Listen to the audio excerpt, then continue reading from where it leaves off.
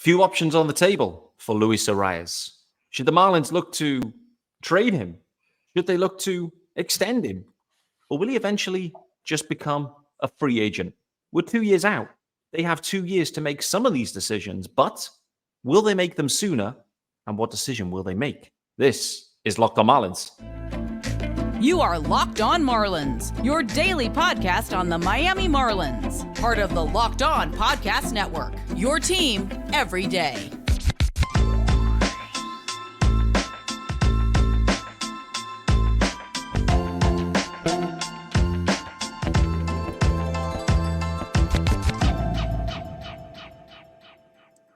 Greetings from England and welcome to Locked On Marlins.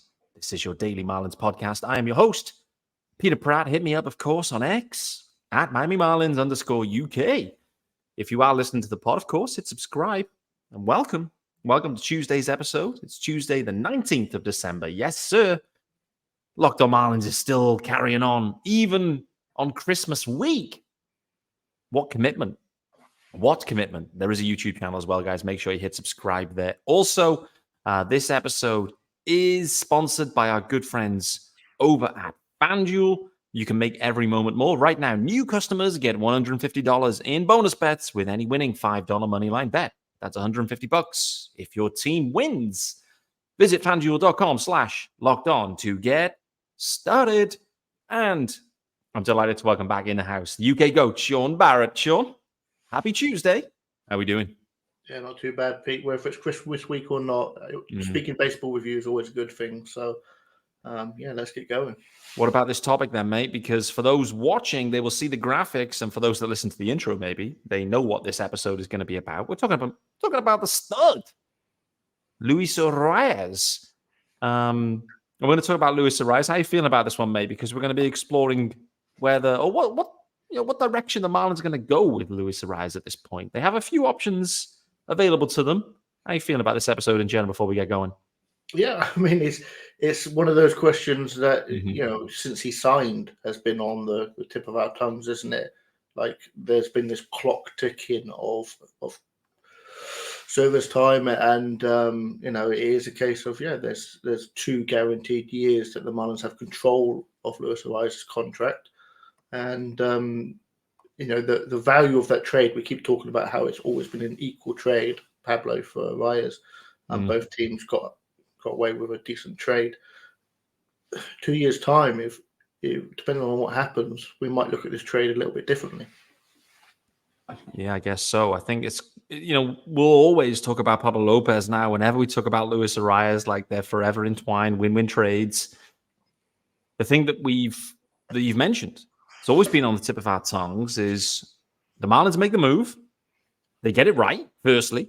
We have to applaud Kim that it was a win-win. Like, clearly, we knew what Pablo was.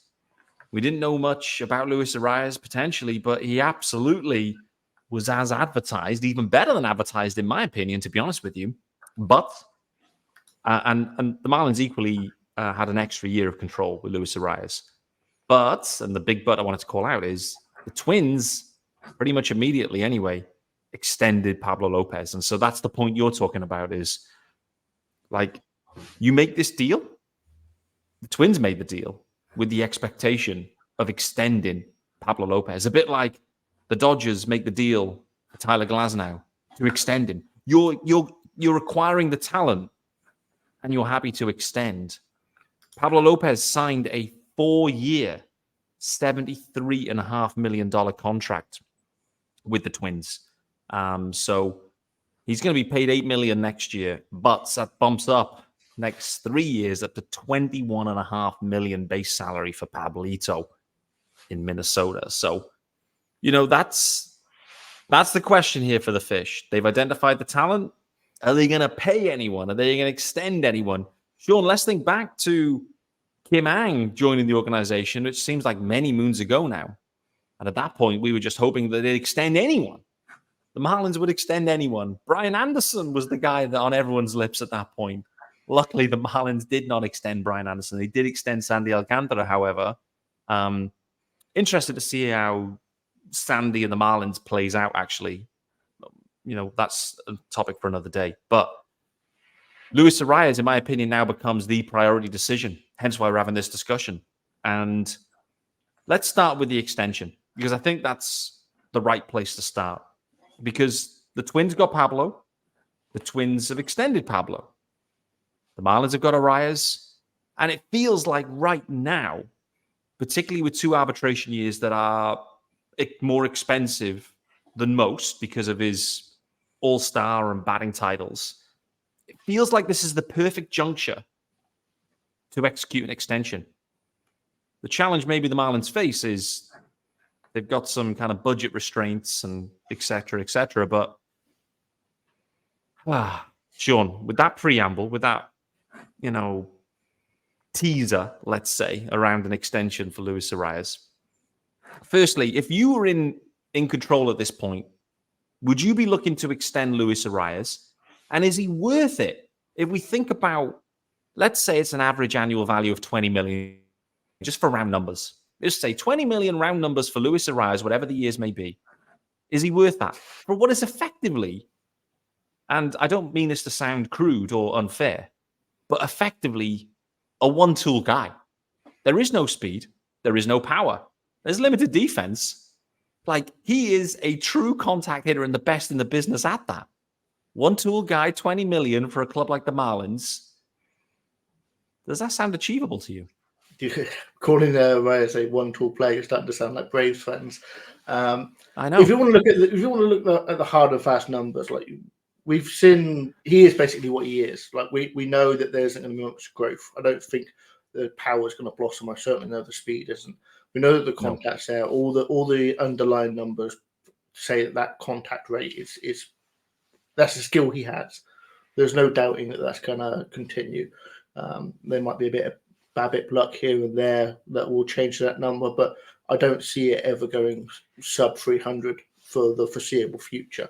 I think Arraez, if healthy, which at this point we've seen 3 seasons of relative health. He started growing down a little bit at the back end of the season, but still pumped out 600 plate appearances. He's going to return about a 3.5 WAR.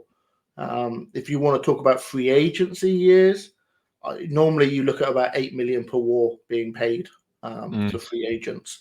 So yeah, straight away you're looking at that. That's 24, maybe a little bit more than that. That's 20 in free agency years for Arraez, in my mind, is the base, absolute base. That might be the first year, and then it gets bigger and bigger every year that passes. Arraez is not going to sign a super team-friendly, cheap contract that doesn't pay him his worth, because why would he? I would say that about every player. So ultimately, any extension that we talk about or the Marlins try and explore, you're looking at 20 plus million per year in those free agency years, in my mind, of course. Yep. What do you think the arbitration numbers are going to be? I mean, it's like we're in projectable for ARB 2 at this point, or is he ARB 3? I don't even know if it's Super 2 or not. But anyway, let's just say ARB 2.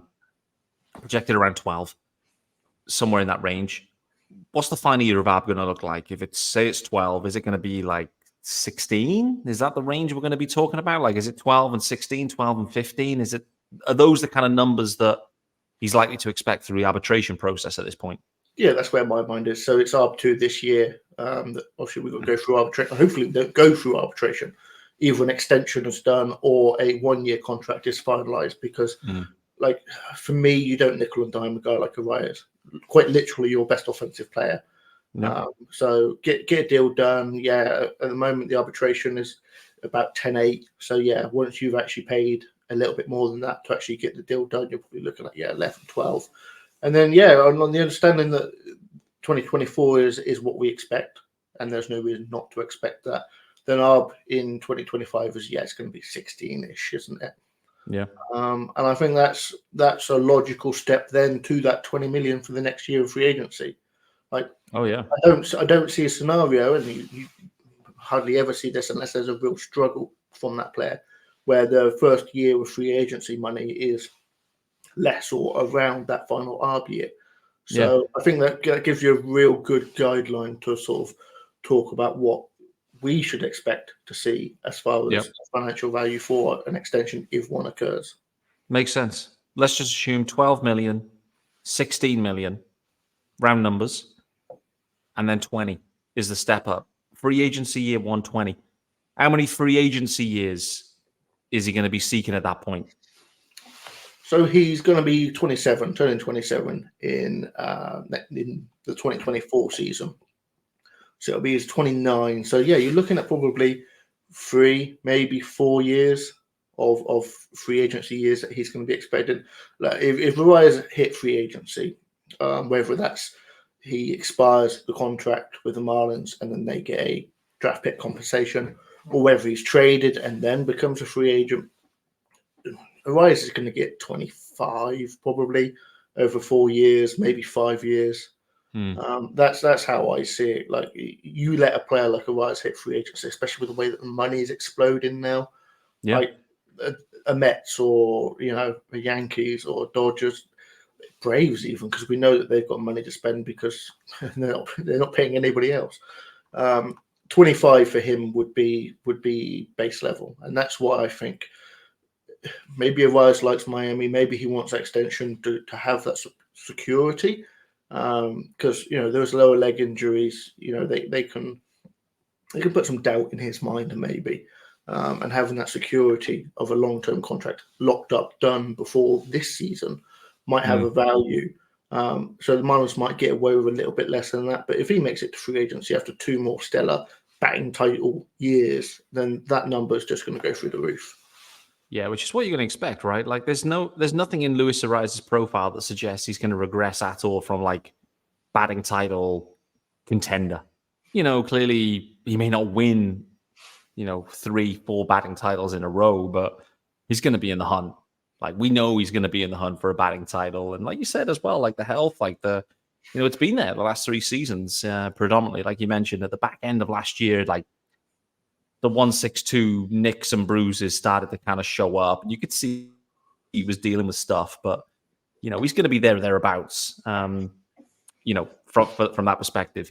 Let's do the first ad. I want to carry on this conversation around the extension because I think the interesting part as well, considering an extension, is like who are similar players, what kind of contracts have they signed as well, like as a historical barometer, and equally like where does Arraez sit and how does he compare? I think it feels like we're onto something here, though, to be honest with you, where we know what the arbitration numbers are going to look like. If the Marlins are going to extend him, they should probably look to do it now. So you buy out those 2.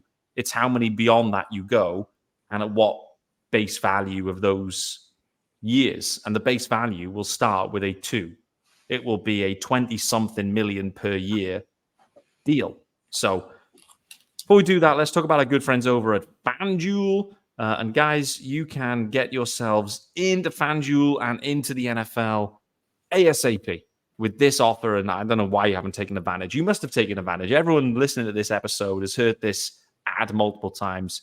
But you can score early this NFL season with FanDuel, America's number one sportsbook. And right now, new customers, yes, new customers get $150 in bonus bets with any winning $5 moneyline bet. So $5 on the Dolphins.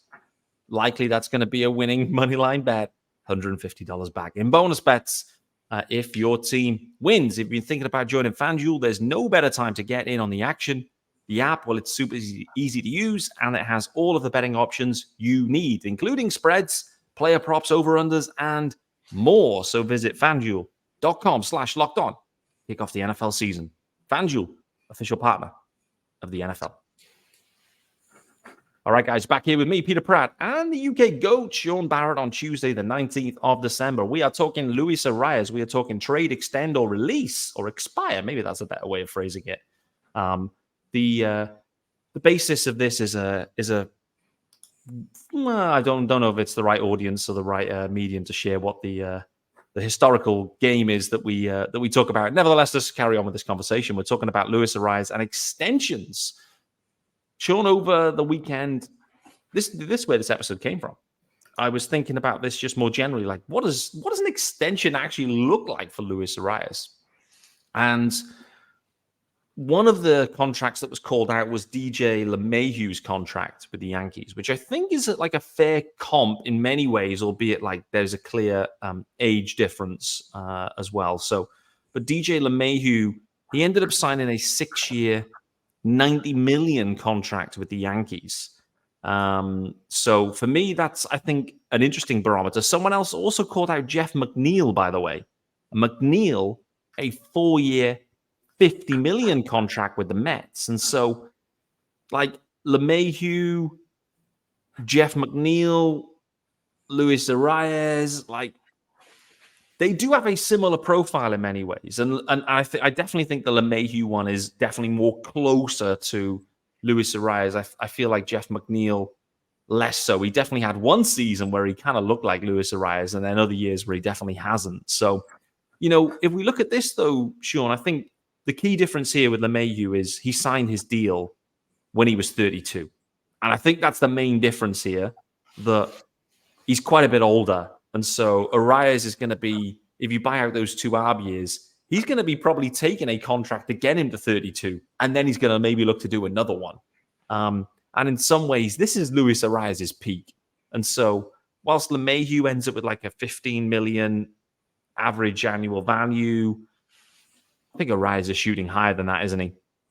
Yeah, absolutely. I think they are slightly comparable, both the LeMahieu and McNeil deal, but they were both older. In McNeil's sense, he was a lesser player. But also remember that they were signed in 2021 and 2022. If we're talking about free agency years for Arraez, it's 2026. Now, a lot has happened in that time with the finances of baseball, that those deals at 15, 17 and a half, 20 a year, that's more like 20 to 25, which is exactly what we were talking about Arraez. One contract that also kind of, in my mind, is similar to Arraez is Marcus Semien, who signed with the Rangers. That was a 7-year, $175 contract, which was excessive. They had some money to spend, and boy, did they spend it that off season. But in a way, it kind of paid off, didn't it? Even though I wasn't particularly sure what they were doing at the time. There's probably a Locked On Marlins episode there that I probably wouldn't want to listen back to. But that's the beauty of these, though, mate. Yeah, they last forever. To me, that's kind of the top end for Arraez, and McNeil and LeMahieu are the bottom end. So yeah, something in the middle, something that 20 to 25, probably averaging 23 and a half over the life of the contract, for 4, 5, maybe 6 years. But if the deal's done now, obviously that lower arbitration number is going to knock that money down a little bit. But with the way that the money is currently attributed across the Marlins, they probably want to keep that lower number early on anyway. If we look at the first year of what Arraez's free agency year would be, that would be the first year that the Marlins aren't paying Avisal Garcia. Obviously, Josh Bell would be, this is his final season that we're going into. That's another $16 million off the books. Obviously, there are a lot of players from the Marlins that are arbitration eligible at the moment, and they'll just be moving on in another year. So you tack on another $1 million, $2 million onto those 6, 7 players. All of a sudden, that $16 million you're saving from Bell is being eaten up. Luckily, the Marlins pre-arbitration guys, there aren't many guys that are going to go from pre-arb into arb over the next 2 years. So in my mind, if the Marlins were to work out a trade with Arraez, they could not backload the money, but have that 2022, 24 at the end of the contract where it should sit, and have the lower numbers akin to what he would earn in arbitration at the beginning. Once that Avisal Garcia money, on the understanding that he remains with the team, I mean, I think trading him would be super beneficial, obviously, but you're going to have to tack on either a couple of prospects to get it done, and plus probably eat some of that money as well. But looking at the way the numbers, as you start to pay Arraez, you're not paying some other guys. There is a little bit of money to work around. There is a way to do this logically that would stop the Marlins blowing through to $120, $150 million payrolls, which, let's be frank, none of us are expecting. No way. Not a chance. on Arraez, so I think like the general view here is talking about extensions with Arraez is, I think I'm going to land on this. You got your 2 arbitration years that you're going to have to buy out. Let's say if they do something now, 12 million, and let's just say 16 for round numbers. So you've got 28 million for the next 2 years, and then let's go with 25 million per for the next 4. So you end up with a 6-year, $128 million extension. Not quite as far as the Marcus Semien 175, but certainly more excessive, adjusted for inflation, age, and effectiveness over DJ LeMahieu. LeMahieu definitely a similar player, but I would say Arraez a level above, frankly, in my opinion anyway. And I think the Yankees have started to be hurt by that situation. The age element has hurt them, in that like LeMahieu's kind of like tailed away, and so they're not really seeing full value from that anymore. I think for the Marlins, like, keeping Arraez through to his early 30s, I think would be really beneficial at this point.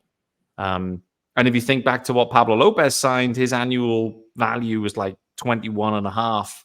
And so Arraez probably will be targeting like 25. So it feels like that's the kind of range. Is that a range the Marlins can go to? Like, 130, let's just say 130 for round numbers, 6-year, 136-year to get it done with Luis Arraez. He says, I'm okay with that. But the Marlins legitimately going to pull the trigger on 130 over 6, Sean. As we've spoken over the years and years of talking about money in baseball, the Marlins can. It's whether or not they will. There's plenty of money in baseball. Anyone that doesn't actually believe that is fooling themselves. Marlins can. It's a profitability situation where they've taken enough money that they could go to 120, 150. I genuinely believe that. I also genuinely believe they won't. So every time I'm looking at the Marlins spending money, I have to put it under that pessimistic view. And that's why I discussed the Bell money and the Garcia money, because I'm trying to convince myself that there is a financial way to do it and keep the Marlins at a figure that Bruce, quite frankly, is happy with. And it's there or thereabouts, isn't it? And it's a case of, what are they trying to do if they do that? I'm always talking about windows, like trying to win in the Sandy window, and obviously he's getting more expensive, and obviously he's away for next year. But having Arraez and Sandy as your 1-2 for the next 3 or 4 years is something that would be super valuable. If they don't extend him, I genuinely believe, and by extending him I mean this off season, I genuinely think what they will do is they will try to rebuild, not rebuild in the sense of a blow up in 2024, but try and just add a few pieces here and there and see what they can do to grow in 2024. That's probably the better way to use it. Is 2024 is a grow year, and then go all in for 2025. That's when Sandy's back. All your guys that you've still got in the team are starting to get more and more expensive, and they go for it. And if it doesn't work out, then you're looking at Arraez in his final year. Is that a trade at the deadline situation, or is that a extend then, depending on how the season's gone? That's currently where my head is. I think they will just kick that can down the road and see what they can do in 2025 to compete, which ultimately, as a Marlins fan, is all you really want, isn't it?